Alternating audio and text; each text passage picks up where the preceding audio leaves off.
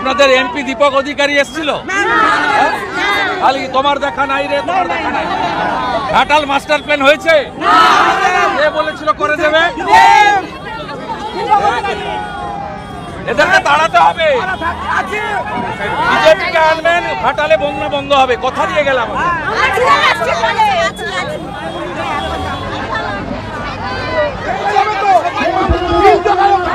সবাই পাবে।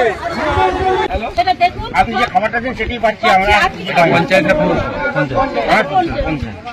সরকারি রিলিফ দেয়নি। মুখ্যমন্ত্রী যে এলো রাস্তা দিয়ে চলে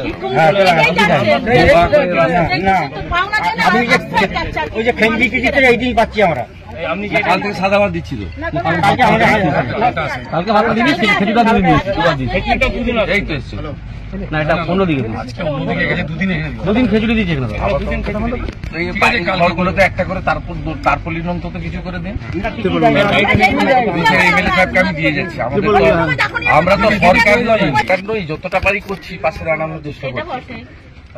এটা তো দায়িত্বটা সরকার তো মানে কোনো কিছুই মানুষের বিভিন্ন এনজিও সেবা প্রতিষ্ঠান তারাও একটু গ্রামের ভিতরে এসে রিলিফের কাজ করুন, কারণ আমাদের রিলিফ কাজ করার সীমাবদ্ধতা আছে। আমরা সরকার নামাও না, তার মধ্যে আজকে নিয়ে 4 দিন আমরা দাসপুর ঘাটালে প্রায় 7-8 হাজার করে মানুষকে রান্না করা খাবার দিয়েছি।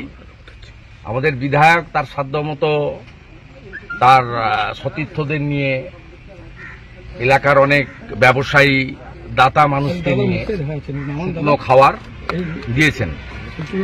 আমরা বিধায়ককেও কিছু তারপলিন দিয়েছি। আজকেও আমি বিধায়ককে প্রায় 800,000 মতো তারপলিন আমি এখানে দিয়ে যাচ্ছি যাতে দিতে পারে। কিন্তু এটা সমুদ্রে বিন্দু।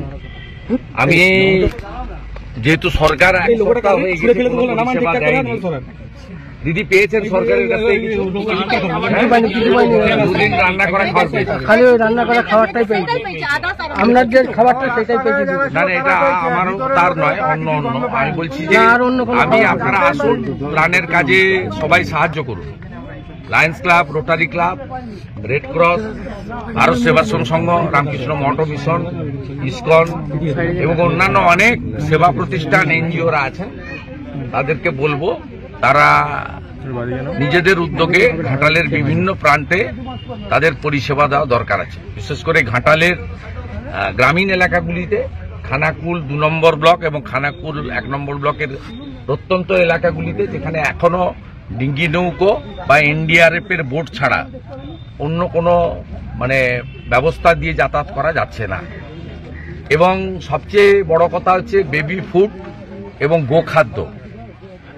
গবাদি পশুগুলো 5-6 দিন কিছু পায়নি, অতএব এটাও সকলের দেখা উচিত। আর আমি বিরোধী দলনেতা হিসেবে নয়, এই মানুষের মুখ, এই দেউলিয়া আর ভিখারি পশ্চিমবঙ্গ সরকারকে কে জমি দেবে?